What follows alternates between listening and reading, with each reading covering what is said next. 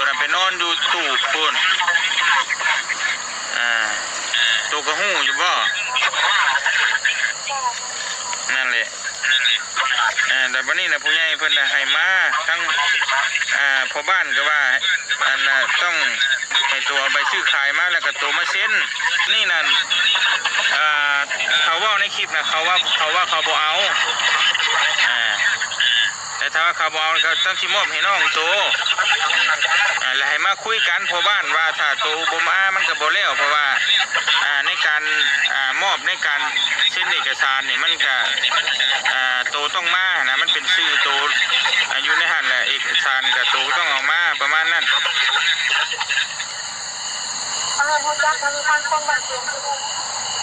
ฮะ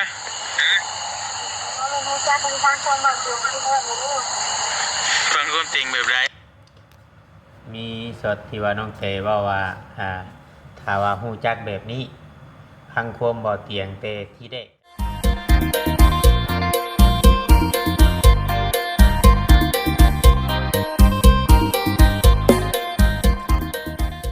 เราเพียงเนาะกลับเข้ามาชูคลิปที่สองพี่น้องเลยเนาะอยู่ในยังเป็นไวรัลอยู่ในตอนนี้พี่น้องเนาะก่อนอื่นก็กลับทักทายสบายดี FC ปาลุงพ่อแม่พี่น้องเนาะทางฝั่งลาวฝั่งไทยหรือว่าอยู่ทางต่างประเทศพี่น้องเนาะเพราะว่าเรื่องนี้จะบ่เวียงก็อาจจะว่าหลังเนี่ยจังหน่อยเพราะว่าอยู่ในเฮือนมันอาจจะกล้องเนาะเพียงเนาะครับทักทายสบายดีพ่อแม่พี่น้อง FCทางฝั่งลาวฝั่งไทยหรือว่าอยู่ทางต่างประเทศที่เข้ามาให้กำลังใจบ่เวียงเนาะเพียงเนาะทุกคลิปพี่น้องเลยอยู่ในช่อง YouTube นี่แหละบ่ว่าจะถ่ายยังก็แล้วแต่ผู้เพิ่นเข้ามาให้คอมเมนต์เนาะเข้ามาให้กำลังใจให้เฮาเฮ็ดคลิปบ่ง่ายๆซะให้เฮาเฮ็ดคลิปแล้วก็เข้ามาพักหลังคลิปเบิ่งโฆษณาแต่ต้นจนจบเพื่อให้คลิปมีรายได้เนาะพี่เนาะเพื่อให้เฮาไปต่อก้าวหน้าในการทำความดีว่าง่ายๆซะเนาะพี่เนาะFC กันหลายๆท่านเพิ่นก็มาเข้ามาขอบคุณขอบคุณเนาะที่ว่า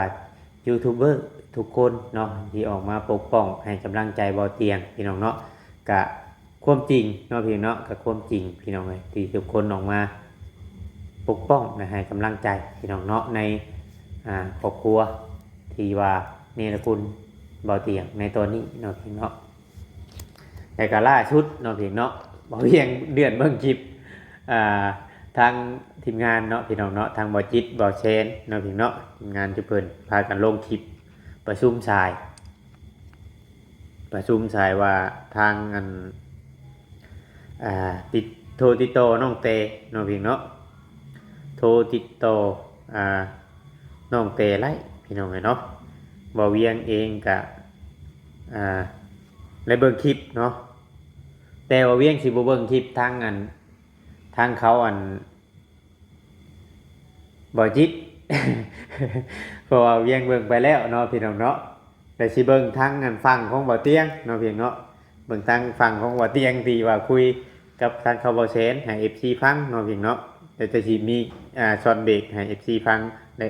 อธิบายให้ FC ฟังไปพร้อมๆกันเนาะพี่น้องเนาะบ่เวียงเองก็เว้าบ่เก่งเนาะบ่เก่งก็เลยอยากฟังไปพร้อมๆกันนี่แหละพี่น้องนะสิมอบให้หมอตุ๊กแม่นบ่ตูน่ะบ่เอาบ่ด้วยไหน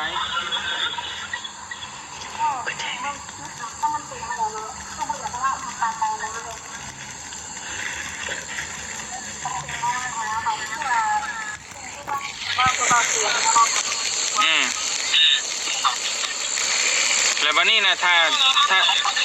าตูชิมอบให้น้องแล้วก็ต้องเอาน้องตัวมานำผมง่ายนะเพื่ออันนี้จิตตัวน้องเตะได้แล้วบ่นี่นะน้องเตะได้แล้วฝากและสวัสดีเนาะเพิ่นให้ข้อมูลเนี่ยนั่นแล้วเพราะว่าคือตัวหู้นั่นแล้ว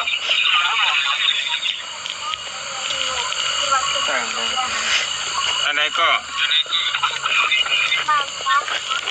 ติงอยู่บ้านติงมาบ้านแล้วอันน่ะพอดีติงมาแต่ใต้แหละผู้ใหญ่เพิ่นให้เข้าไปเบิ่งให้ที่ว่าเรื่องราวมันกระทึกดึกน้องอยู่นั่นแหละเพราะว่าตอนแรกติงก็บ่ฮู้หรอกว่าเรื่องราวมันเป็นจังไดแต่ว่าตอนนี้น่ะมันคือตัวเห็นในคลิปแหละติงก็บ่อยากเว้าหลายในผู้ย่าตัวก็ พิ่นอาณาผู้ใหญ่เพิ่นเห็นในคลิปว่าผู้โตบ่ได้กับบ่ไล่นี่แหละเว้าว่าน้องตุ๊กน้องนี่เนี่ยมันบ่มีชิดว่าซั่นบ่มีบ่เวียงเบิ่งฟังของเงินทางน้องผัดชัย Channel เนาะเพียงเนาะเพิ่นลงไป14 นาทีที่แล้วคลิปของเขาว่าจิตเขาว่าแชร์บ่เวียงเบิ่งไปแล้วแต่บ่เวียงเอาคลิปที่ว่าน้องเพิ่นลงน้ำดังนี้เนาะเพียงเนาะก็เลยเบิ่งให้เบิ่งให้น้องเพิ่นแล้วก็เปิดให้พี่ฟังพร้อมๆกันนี่แหละพี่น้องเนาะ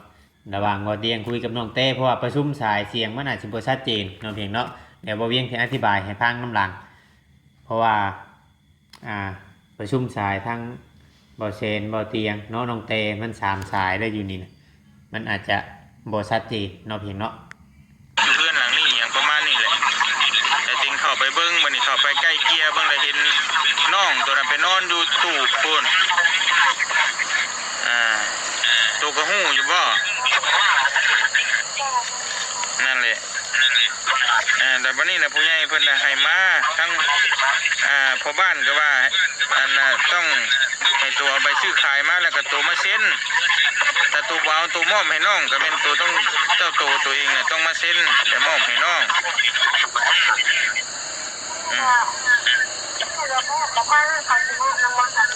ฮะทางนั้นให้ที่มอบมันบ่ต้องมาคุยกันนั่นแหละมาคุยกันเมื่อกูคนนั่นแล้วเพราะว่าตอนนี้นั่นเขาว่าในคลิปนะเขาว่าเขาบ่เอาแต่ถ้าว่าเขาบ่เอาเขาต้องที่มอบให้น้องโตแล้วให้มาคุยกันพอบ้านว่าถ้าโตบ่มามันก็บ่แล้วเพราะว่าในการมอบในการเซ็นเอกสารนี่มันก็โตต้องมานะมันเป็นชื่อโตอยู่ในหันแหละเอกสารกับโตต้องออกมาประมาณนั้น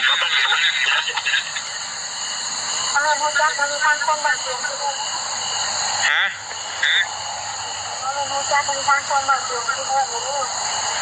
ฟังความจริงแบบไรมีสดที่ว่าน้องเตว่าถ้าว่าฮู้จักแบบนี้พังความบ่เตียงเตที่เด็กก็ดีน้องเตอาจจะคิดว่าแต่ก่อนนั้นบ่เตียงเคยแนะนำเราในนั้นนะนี่อะไรพี่น้องกันเนาะแต่ว่าน้องเตอาจจะคิดว่าทางบ่ไล่เอาขออ้างมาหรือว่าทางปู่ทางย่าเนี่ยเอาขออ้างมาว่าเป็นญาติบ่เตียงน้องเตได้บ่เชื่อเพราะว่าบ่เวียงเคยได้ยินมากับหูในเรื่องนี้ได้ยินมาว่าทางปู่ทางย่านี่ว่าทางบ่เตียงนี้เป็นญาติพี่น้องแบบตัดขาดกันบ่ได้ว่าง่ายๆใช่น้องพิงเนาะก็เลยเหตุให้น้องเตนี่กลัวหรือว่าญาติว่าง่ายๆใช่น้องพิงเนาะให้ FC พิจารณาไปน้ำกันเวียงกระเบกมาเบ้าให้ FC พังเนาะตามช็อตคลิปเสียงแล้วก็ต้องรอท่าว่าน้องเตเพิ่นสิมายืนยันหรือว่ามาหาคำตอบชี้แจงให้ FC เพิ่นพังตอนนี้ทุกคนผู้เพิ่นเบิ่งเพิ่นชมกับโบแตกต่างกับบ่เวียงดอกอยากฮู้และอยากจักว่าทางครอบครัวของบ่าวไร่นี่สิบ่เอาเทบ่ที่ดินหรือว่าบ้านหรือว่าเฮือนถ้าบ่เอาแท้เป็นหยังต้องโทรถามบ่าวจิตคือบ่โทรหาบ่าวเตียงโดยตรงโลดเนาะอันนี้กับ FC กับสิบ่คิดแตกต่างกับบ่เวียงหรอกก็แทนที่สิเว้าคำขอโทษแล้วก็ต้องให้บ่เตียงนี้เร่งตามโตน้องเตให้เร็วที่สุดตามที่ว่าเฮาฟังในคลิปบ่จิตอันนี้นะอันนี้บ่เวียงก็บ่ได้เข้าข้างทางพุ่นทางพี่อันนี้ก็คือเว้าไปตามความเป็นจริงหรือว่าเว้าตามที่ว่าเบิ่งในคลิปก็บ่แตกต่างกับ FC เบิ่งเนาะเพียงเนาะก็เลยเพราะว่าเรื่องนี้หลายคนก็รุ่นกันเด้พี่น้องหลายคนก็รุ่นกันบ่เวียงโตบ่เวียงเองก็รุ่นแล้วก็เบิ่งไปพร้อมๆกันกับ FC เนาะเพิ่นลงบ่เวียงก็เบิ่งเพิ่นลงบ่เวียงก็เบิ่งเพราะว่าบ่เวียงเบิ่งทุกคลิปอยู่แล้วทุกคนหรือว่าทีมงานสายบุญเพิ่นไปถ่ายบ่เวียงก็เบิ่งคลิปผู้นั้นเบิ่งคลิปผู้นี้เนาะเพียงเนาะเบิ่งไปเรื่อยๆนะพี่น้องเอ้ยบ่ได้มีหยังใดให้ FC ฟังพร้อมกันอีกเนาะ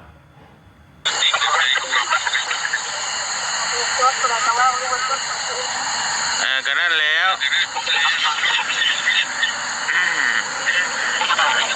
เป็นหยังมันเมื่อปัญหามันเกิดเลยกันแต่ว่าโตก็บ่บอกจริงแน่โตก็บ่บอกจริงจะค้ำเฮ็ดหยังมันเป็นหยังก็บ่บอกจริงเลยถึงก็บ่ฮู้ เล่าเรื่องเลยว่าบ้านเป็น ฮะ ไอ้บ้านเพิ่นน่ะบ่อยากไว้ อายบ้านอายเมืองเพิ่นสิมันบ่จักอายแล้วมันเป็นแบบนี้แหละเฮาก็ต้องทำมันหยังมันเกิดมันเฮาต้องยอมรับความจริงนั่นแหละเฮาสิอายก็บ่ได้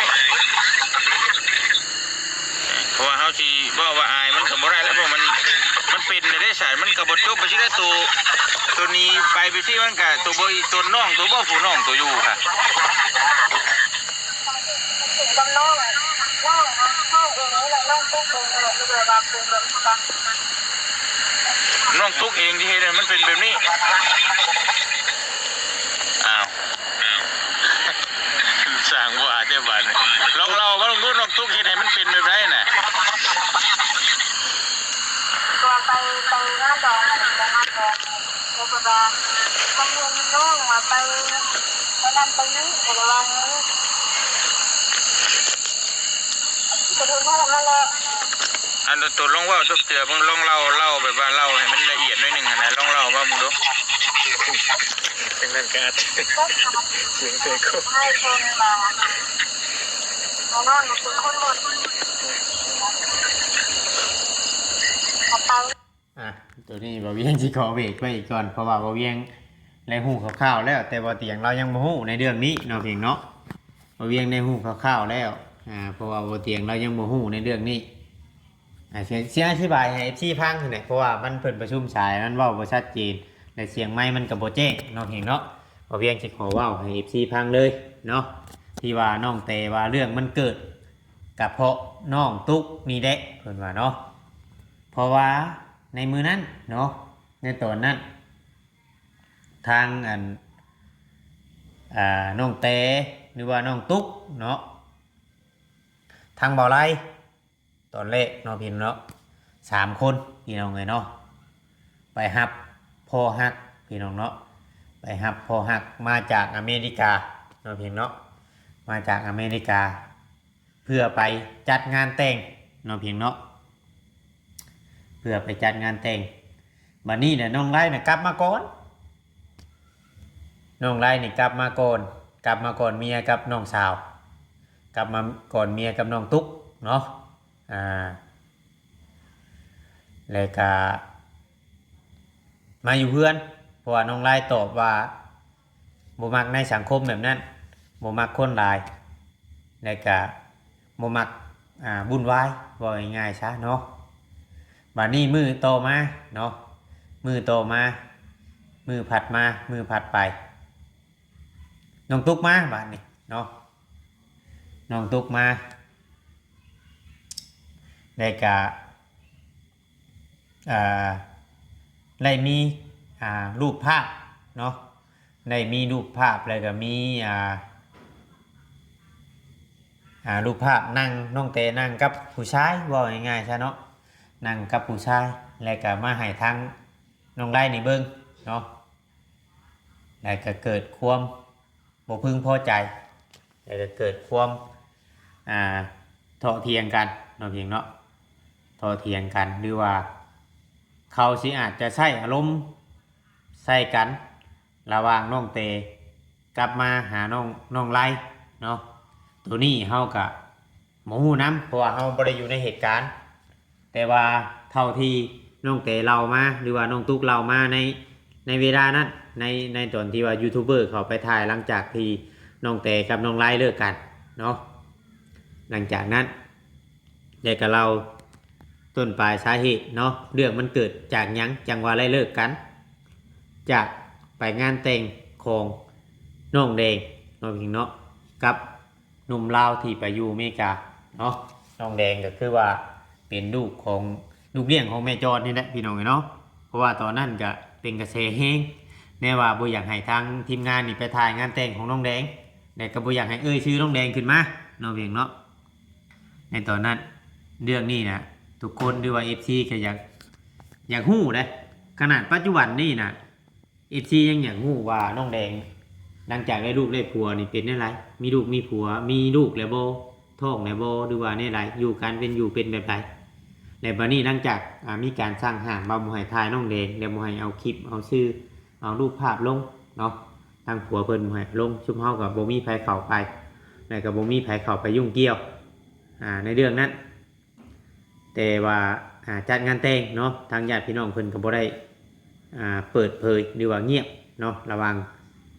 หนุ่มเมกาเนาะหนุ่มลาวไปอยู่เมกาแล้วก็กับน้องเด็กเนาะก็เงียบไปเลยหรือว่าน้องตุ๊กนี่เอาหลักฐานในงานแต่งของน้องแดงนี่มาให้ทั้งพี่อ้ายเบิ่งเนาะมาให้ทั้งพี่อ้ายเบิ่งแล้วก็เพื่อเฮ็ดให้เบาไล่นี่เกิดความหึงหวงหรือว่าบ่มั่นใจในตัวน้องเตแล้วน้องเตสิอธิบายจำจะไรก็ภาพมันออกมาชัดเจนว่านี่แหละการการล้มกันมันอาจบ่จิบ่ลงคนหรือว่ามันอาจสิบ่เป็นแบบนั้นแบบนี้แล้วก็เฮ็ดให้น้องเตนี่เมื่อยหรือว่าแนวไรเนาะเพียงเนาะก็เลยยอมรับในชะตากรรมเพราะว่าตอนนั้น FC ก็ถล่มน้องเตนี่คือว่า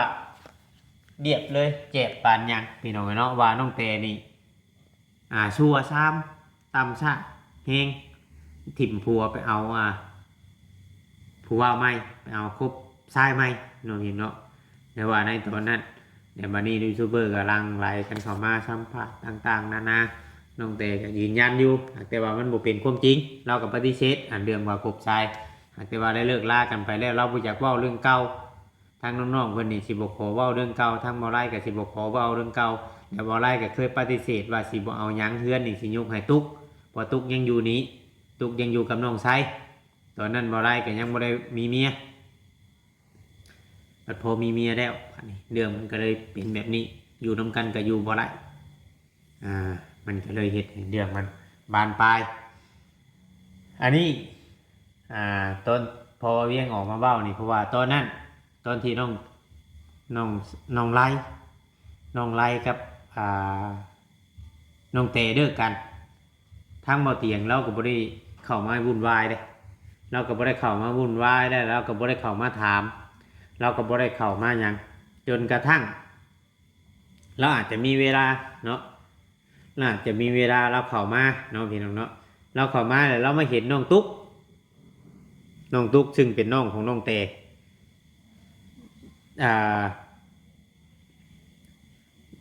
มาหาว่าเอาผัวอะไรก็ว่าท้องน้องเบาเตียงนี่จนไม่อยากเชื่อพุ่นเนี่ยพี่น้องเนาะจนไม่อยากเชื่อว่าน้องตุ๊กท้องเพราะว่าอายุเบาเตียงไปพ่อตั้งแต่แรกนี่ประมาณ13 ปีเนาะ13 ปีนี่แหละพี่น้องเนาะบ่คิดว่าน้องตุ๊กนี่สิเอาผัวเอาเป็นน้องของน้องไล่เนาะพี่เนาะเป็นน้องของน้องไล่แล้วก็อาจจะบ่คิดว่าเรื่องมันสิบานปลายเนาะพอว่าเตียงได้ฮู้ความจริงบ่เตียงก็ถามได้ก็เรื่องมันก็ยังบ่ได้บานปลายถึงขนาดนั้นพอต่อมาบ่เตียงบ่ได้เข้าไปแล้วก็ทางเบาจิตเนาะทางเบาจิตกับเขาเวียงเองนี่แหละกับหมู่คู่เนาะเข้าไปได้เห็นน้องตุ๊กนอนอยู่หันแล้วก็มีทั้ง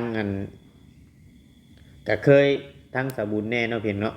ก็เข้าไปแล้วก็อยากอธิบายในเรื่องดินเรื่องดอนนี่แหละพี่น้องเพราะว่าผู้ใหญ่เพิ่นให้เว้าผู้ใหญ่เพิ่นให้ถามเนาะแต่ทางบ่จิตก็ได้ยินข่าวแว่วๆมาว่าทางผู้รักผู้ใหญ่เพิ่นสิปลูกเขื่อนให้เนาะเพียงเนาะแต่ว่าอยากให้ดินนี้มันจะแจ้งเพราะมันมีชื่อภายในที่ดินตอนนี้คำสิไปซื้อให้อยู่บอนไม้เนาะคำสิไปซื้อให้อยู่บอนไม้นี่ทางน้องตุ๊กหรือว่าน้องไส้นี่บ่ยอมไปอยู่บอนอื่นอยู่กับอยู่บ้านนี่อยู่บอนอื่นนี่บ่ไปเนาะเพียงเนาะอยู่บ่อื่นก็สิบ่ไปเพิ่นว่าเนาะแต่ก็สิอยู่บ้านนี้เพิ่นว่าเนาะบัดนี้แหละผู้ใหญ่เพิ่นอยากจักรายละเอียดผู้ใหญ่ผู้เพิ่นชื่อดินชื่อโลนหรือว่าผู้เพิ่นสิสร้างให้ใหม่เว้าง่ายๆซะผู้เพิ่นสิสร้างให้ใหม่เพิ่นก็อยากฮู้จักรายละเอียดว่า สิอยู่หม่องใดกันแท้แหละที่ดินมันก็40คูณ40บ่คือว่าในใดเนาะพี่เนาะมันก็ยังกว้างอยู่แต่สิปันให้น้องอยู่บ่อนใดแต่ FC หลายๆคนเพิ่นก็คือสิงงคือกันกับบ่เวียงในเฮือนหลังบักใหญ่เป็นหยังก็ต้องลงไปอยู่หันเนาะในเมื่อเฮาเป็นญาติพี่น้องกันความถูกต้องปรองรองก็ต้องมาก่อนหรือว่าเฮาบ่ได้ให้ได้เกียรติให้สร้างกันเนาะพี่เนาะมีแต่อ้างว่าความเกรงใจเนาะพี่เนาะแล้วก็เลยเฮ็ดให้บ่เตียงนี่เข้าไปเคลียร์ปัญหาในจุดนี้เคลียร์ปัญหาจุดนี้เพราะว่าผู้ใหญ่เพิ่นนี่ทักไปหาบ่เตียงแล้วก็อัดข้อความเสียงไปหาในบ่เตียงเราก็เลยจำเป็นต้องได้เข้าไปเนาะอธิบายเรื่องราวต่างๆแล้วก็จนเกิดกระแสขึ้นมาหลายมากว่าทางน้องชายนี่อยากลงไม้ลงมือกับบ่เตียงแล้วก็ทางพ่อทางแม่เข้ามาแล้วก็จนไปฮอดในบ้านในเรื่องที่สุดเนาะเพียงเนาะแต่บัดนี้ให้ FC คิดเบิ่งเนาะเพียงเนาะให้ FC คิดเบิ่งถ้าว่าทางน้องเตเนาะเพียงเนาะโอนกรรมสิทธิ์ให้เป็นชื่อน้องตุ๊กผู้เดียว FC คิดว่าทางอันน้องตุ๊กนี่ยังสิได้อยู่บ่ที่ดินเนาะคิดเบิ่งเอาให้ FC คิดเบิ่งนำกันคือว่าเวียงคิดอยู่บ่มันสิเป็นคือว่าเวียงคิดอยู่บ่เพราะว่าทางอันน้องตุ๊กนี่ตอนนี้ตกที่นั่งลำบากที่สุดพี่น้องไงเนาะตกที่นั่งลำบากที่สุดเพอเว้าหยังบ่ได้เด้เว้าหยังบ่ได้แล้วล่ะน้องตุ๊กน่ะเว้าหยังบ่ได้แล้วล่ะหรือว่าอาจจะเป็นกรรมหรือว่าอาจจะเป็นกรรมหรือว่าเปิดเผยเรื่องของเรื่องที่มันโมเมนต์เรื่องแล้วก็เอาไปเว้าให้มันเป็นตุกเป็นตักหรือว่าปั้นน้ำให้มันเป็นจริงตัวนี้ก็เฮาก็บ่สามารถเว้าออกได้เพราะว่ายังบ่ฮู้จักปากของน้องเตเพราะน้องเตเรานี่ถ้าว่าเฮาสิถามไปเกินเลยนี่เราบ่อยากเปิดเผยเรื่องของน้องตุ๊กเราก็ฮู้ว่าน้องตุ๊กนี่ทำแบบไรไว้หลายอย่างแต่เราบ่เว้าเนาะแต่น้องตุ๊กนี่เปิดเผยเรื่องของหลายอย่างเนาะคือ FC เห็นในคลิปที่ FC เห็นในคลิปนี่พี่น้องเนาะแต่ในเมื่อถ้าว่าน้องตุ๊กน้องชายนี่คิดคำนึงย้ำขึ้นมาอีกหน่อยนึงให้เป็นผู้ใหญ่อีกหน่อยนึงเนาะพี่เนาะว่าฮู้ชึกว่าเจ้าของท้องแต่น้องชายก็ฮู้ชึกว่าเจ้าของนี่ยังเป็นพ่อคนเนาะสิเป็นพ่อคนเนี่ยว่าง่ายๆซะถึงอายุ41ปีเจ้าของสิเป็นพ่อคนเนี่ยในเมื่อบ่เตียงแยกให้ไปนอนอยู่หั่นแหละต้องคิดใช่ว่าเมียคลอดลูกนี่ต้องอยู่แบบไรผู้ใหญ่เป็นจัดแจงให้แล้วให้เรื่องมันลงได้ดีกว่านี้พยายามลดความใจเย็นลงกว่านี้เนาะหรือว่ามันอาจจะบ่เกิดแบบนี้ขึ้นมาเนาะเพียงเนาะแต่ว่าเรื่องมันได้เกิดขึ้นแล้วเฮาก็บ่ติทั้งนั้นทั้งนี้เนาะเพียงเนาะมีแต่ว่าให้ FC พิจารณาหรือว่าเวียงนี่ค่ะพิจารณาแล้วก็มุมมองของเวียงนี่ก็มีทั้งหลายอย่างที่พฤติกรรมที่ว่าเฮาได้เห็นแล้วก็พฤติกรรมที่ว่าเฮาได้เข้าไปสัมผัสโดยที่ว่าเฮาเว้าบ่ได้เพราะว่าเฮาบ่ได้เป็นคนช่วยเหลือแต่ว่าอยากมาแสดงความคิดเห็นเนาะในสิ่งที่ว่าเฮาได้รับรู้หรือว่าเฮาได้เห็นในตาแล้วก็เป็นกำลังให้ทั้งกำลังใจทั้งบ่เตียงเนาะแล้วก็ทางผู้รักผู้ใหญ่ทางที่เพิ่นเสียใจในเรื่องที่เกิดขึ้นเนาะพี่น้องเฮาก็เป็นกำลังใจให้เพิ่นเบิดทุกคนนั่นแหละพี่น้องเนาะผู้ที่ว่าเคยช่วยเหลือทั้งครอบครัวของน้องๆนั่นแหละพี่น้องเนาะแต่ว่าเตียงเราก็เป็นคนดีทำทุกสิ่งอย่างเนาะเพื่อให้ทั้งครอบครัวของพ่อแม่ของเบาไล่คือเรามาเนี่ยพี่น้องให้ตั้งแต่เละหรือว่าหลายเทื่อไปหาแพทย์หาหมอนั่นนี่เนาะทางพ่อของเบาไล่บ่เตียงก็เป็นคนรับเนินการช่วยเหลือมาตั้งแต่พ่อแม่น้องแต่น้องเพียงเนาะน้องตุ๊กช่วยเหลือมาหลายอย่างพี่น้องเนาะต่างๆนานาเราก็ห่วยครับสิให้นับว่าเรื่องเราเฮ็ดเฮือนให้คนนี่นับบ่คู่แล้วบ่เวียงว่ะเนาะก็มีแต่ทุกคนก็ฝากเป็นกำลังใจให้เราแหละพี่น้องเนาะในเรื่องนี้ก็ขอให้มันผ่านไปด้วยดีฟังเบิ่งทั้งน้องเตก็ได้ยินคร่าวๆว่าประมาณวันที่20บอกพี่น้องเพิ่นสิขึ้นมาเคลียร์เรื่องนี้คือว่ายังโลนเติบอยู่หรอก FC ก็รุ่นๆไปพร้อมกันเนาะพี่เนาะสำหรับคลิปนี้บ่เวียงจะขอจบไว้ก่อนเนาะผิดพลาดกันได้ก็ต้องกราบขอโทษขออภัย FC เทื่อนึงพี่น้องเนาะ สำหรับคลิปนี้ก็ไปก่อนพี่น้องเอ้ยขอกล่าวคำว่าสบายดีพี่น้องเนาะ